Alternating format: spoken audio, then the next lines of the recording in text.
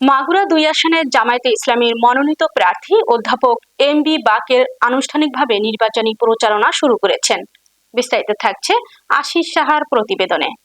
শুক্রবার মাগুরার মোহাম্মদপুর উপজেলার ২ নং বিনোদপুর ইউনিয়নের দাঁড়িপাল্লা প্রতীকের পক্ষে গণসংযোগ ও প্রচারণার মধ্য দিয়ে এ কার্যক্রমের সূচনা হয়।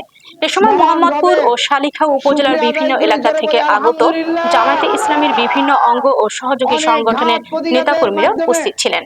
প্রচারণা অনুষ্ঠানে বক্তব্য রাখতে গিয়ে এম.বি. বাকের বলেন, আগামী ১২ই ফেব্রুয়ারি অনুষ্ঠিত হতে যাচ্ছে জাতীয় সংসদ নির্বাচন। এই নির্বাচন জাতির ভাগ্য পরিবর্তনের একটি গুরুত্বপূর্ণ সুযোগ।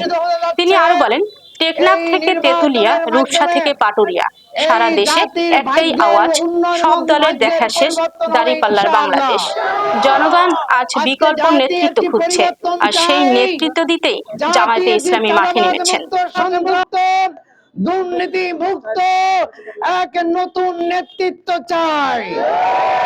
তারই অংশ হিসেবে আজকে টেকনাফ থেকে তেতুলিয়া, রূপসা থেকে পাটুরিয়ার প্রতিটি গ্রামে গ্রামে একই আওয়াজ, সব দলে দেখা শেষ, আগামীর বাংলাদেশ দাঁড়িপাল্লার বাংলাদেশ। তারই ধারাবাহিকতা আমরা লক্ষ্য করছি যে আমাদের মাগুরার ২ নম্বর আসন মোহাম্মদপুর শালিকাতেও যে গণজোয়ার তৈরি হয়েছে দাঁড়িপাল্লার পক্ষে।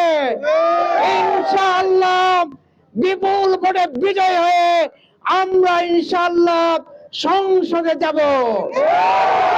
এই জন্য আগামী এই বিজয় যাতে আমরা ছিনিয়ে আনতে পারি, এই জন্য আজকের থেকে আমাদের যে আনুষ্ঠানিক প্রচারণা শুরু হলো, আজকের থেকে এই প্রচারণা আমাদেরকে তুঙ্গে উঠাতে হবে। আমরা